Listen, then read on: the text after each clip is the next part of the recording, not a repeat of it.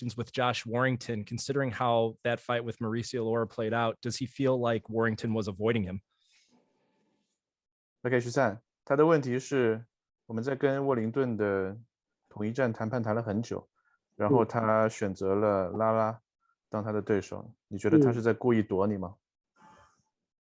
这个也不知道当时是什么情况吧，毕竟比赛也谈了很久，也对他提出了，因为当时疫情的原因，也提出了在第三方国家去进行比赛，但他们好像也没有同意，所以说我自己也不是很清楚这方面。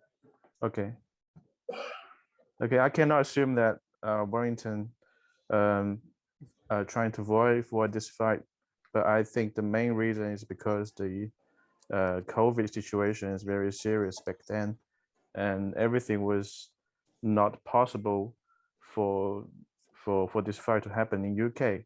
So Xu Can also proposed to fight in a third country, but it didn't happen. So that's why. Leigh Wood, his opponent, obviously is a very good knockout puncher for the division. Does Xu feel like he has to outbox him to get this win, or does he feel like he can go toe to toe and get a knockout? 徐灿，Leigh Wood 他的这个打拳的风格非常的硬朗，然后呢，他的拳非常的重。你觉得你是喜欢跟他正面对攻呢，还是怎么样？你的大概的想法是怎么样？因为我的技术风格就是这样，所以说我会延续自己的风格吧。然后我对自己的防守有信心，他确实比较油滑，而且我觉得也很有力量，但是我觉得我没有问题，我的防守没有问题。Okay. Xu Can thinks his defense is good enough for Leigh Wood, and he's good at throwing punches and continuing punches, non-stop punches during the fight. So he doesn't think that's it's gonna be a problem if Leigh Wood has a so-called power over his advantage. So it shouldn't be a problem for this fight for Xu Can as well. Thank you and best of luck. Leigh, thank you for taking the time. How are you? Fantastic, thanks. Fantastic.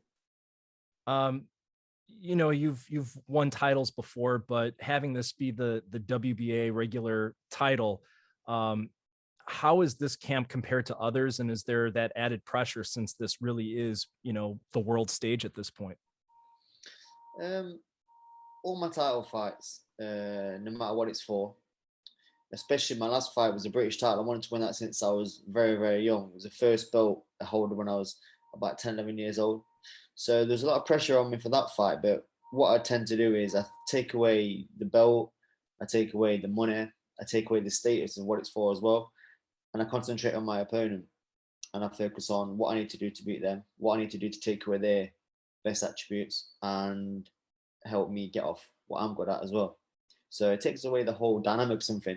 You get something dead simple and say, right, can you do this? Easy. Okay, if you don't do this, or if you can't do this, then this is going to happen. It puts a whole massive twist and pressure on yourself to do something. You don't need to do that. You've always had good knockout power, but since 2018, you've registered 5 knockouts. Do you attribute that to growing skills, maturation physically, things that you've done differently while training, or a little mix of both? To be honest, I've always been able to punch since turning pro. Whilst at the Ingle gym, I was told not to knock a few kids out, so my record could have been a lot better than it suggests. Maybe 3 or definitely 3, maybe more. I was told to get rounds in, you know, things like that. Like if I was knocking everyone out, then it costs more for opponents. So as you're learning as well, if you're not learning nothing by blowing everyone away, it's getting rounds in the bank. So yeah, it's not just all of a sudden they come out of nowhere, but also I've got more time. I haven't got to come out and rush my work. I can set shots up. I can be patient. I can soften people up with shots and then surprise them with my power.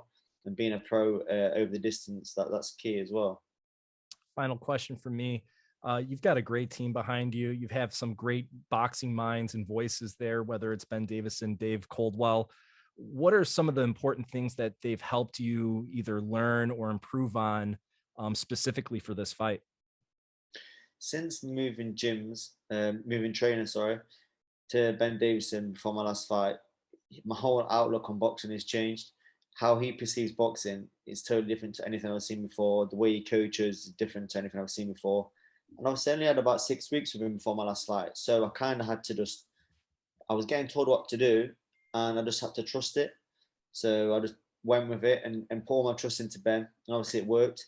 The difference now is I've spent a lot more time with him. Not only is he telling me what to do, but I understand why I'm doing it and how to do it. So it's making a lot bigger difference now because I don't have to just trust it. I know why I'm doing it. Sounds good. Leigh, thank you so much and best of luck. Thank you.